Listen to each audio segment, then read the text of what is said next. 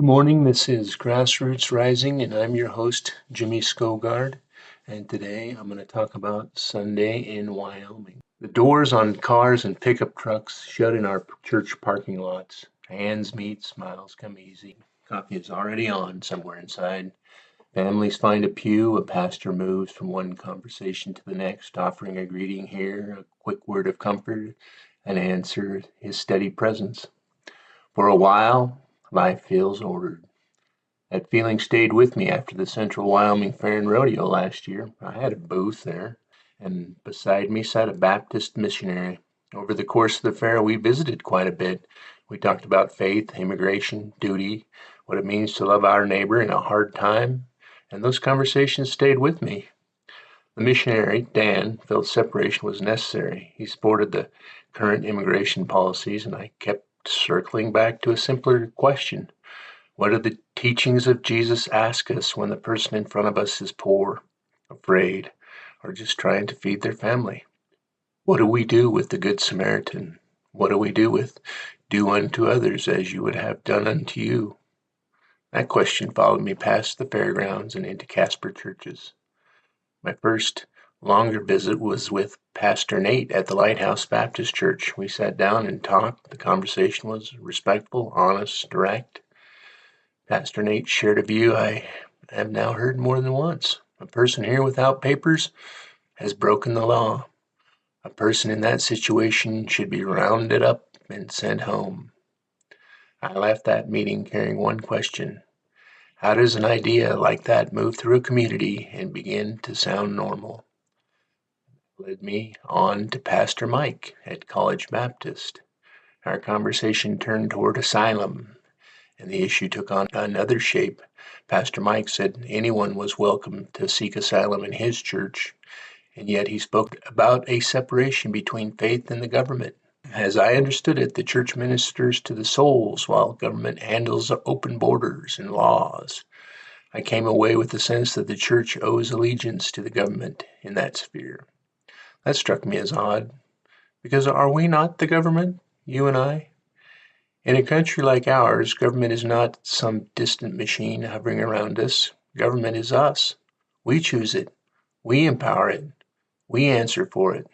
So when we hear faith placed in one box and the government placed in another, I find myself asking a deeper question. Can we really separate our moral obligations so neatly? Can we say Jesus guides how we treat a neighbor in church, yet stops at the edge of public life? Can we say our shepherds guide us in private life, while public runs on a different moral code? That division feels too clean, too convenient. It feels like a line drawn right where conscience gets difficult. Then came a third path, and this one started in a coffee shop. Earlier on, I had met Lionel, a musician, at a local shop. One conversation led to another, in the way it often does in Wyoming. Later, I contacted Lionel and asked him to perform at a campaign rally that Kevin Christensen and I were holding in early April. It was through that rally that I got to know Lionel and his wife Annie, who is a very devout older woman.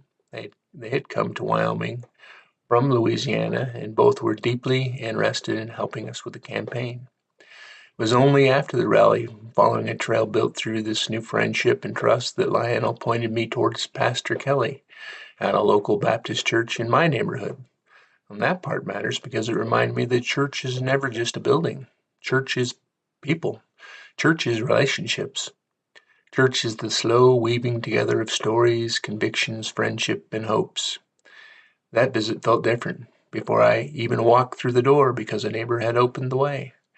As I look back on these conversations, I see more than just separate visits. I see three windows into the same human struggle. If we hear a message enough times, the message begins to feel true. Scientists actually call this effective frequency. We hear it in speeches, we hear it online, we hear it in the news, we hear it in ordinary conversation, at the fair, in the church hallways, over coffee, in the places where life feels normal. By the time the message arrives there, it sounds settled. It sounds like common sense. But common sense can be shaped. That means common sense can be steered. I think that is part of what I've been running into. Human beings are built to sort a complicated world quickly. We reach for a label because a label is easier than reflection. A label moves faster than hard moral struggle. Once the label sticks, thought slows down, compassion gets crowded. We stop seeing a father, a mother, a worker, a child, a family, and we begin to see a category. That's the danger.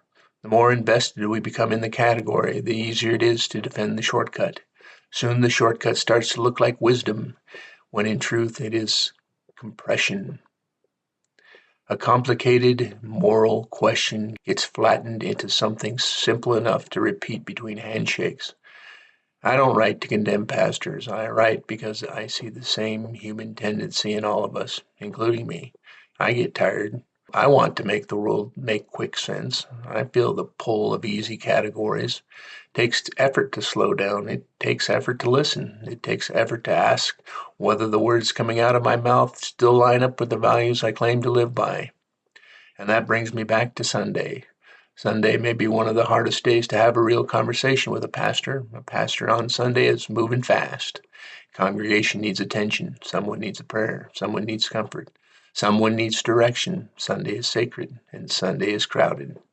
A deeper conversation needs room, a weekday call, a note through a church website, a request for time, and of course, a little bit of patience. And once that meeting happens, I have to be ready for an answer that I may not like. That moment still has value. Sometimes an honest answer is the beginning of wisdom. I started this effort thinking I was going and ask the pastors what they believed. What I learned instead is that listening is its own kind of test. Listening asks whether I care more about understanding or winning. Listening asks whether I'm willing to hear a hard answer without shutting down. Listening slows the shortcut. Listening gives conscience a chance to catch up with instinct. That matters, Wyoming. We share a state that still believes in neighborliness. We believe in family. We still believe in faith, duty, hard work, and the dignity of a person. Those values still live here. I know that. I've seen that. I've also seen how quickly labels can cover those values up. A label can turn a neighbor into a threat. A repeated phrase can turn compassion into suspicion. A political message can harden the heart before a real human story ever gets a chance to speak. So maybe Sunday in Wyoming is about more than church politics. Maybe it's about whether we still have the patience to see each other clearly. Maybe it's about whether we still have the courage to ask one more question before reaching for the shortcut. Maybe it's about whether we can hold on to our values even while the world around us rewards speed, certainty, and outrage. I believe we can. I believe listening is powerful because it slows the rush to judgment and opens the door to wisdom. I believe shared values still live across labels.